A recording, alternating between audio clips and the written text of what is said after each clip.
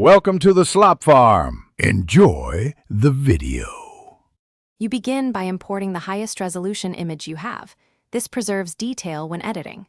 Once imported, immediately duplicate the base layer so your original stays intact. Next, crop for composition. Use a 1/3 grid and lock the crop once satisfied.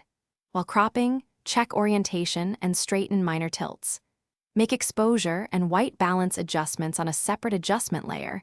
This gives you reversible control. Now you're ready to move into selective corrections and creative edits. You now focus on targeted corrections. Select the area with lasso, marquee, or quick selection tools so edits stay precise. Apply exposure, contrast, or color adjustments as separate layers and add layer masks to paint where the change applies. That's how you retain full control.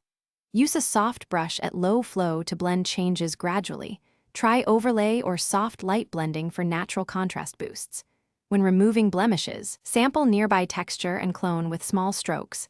This preserves detail and looks realistic. You finish by polishing.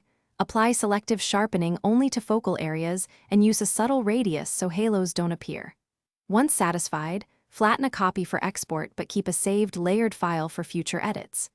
Export using JPEG for online sharing at 80–90% quality or TIFF/PNG for print and archiving.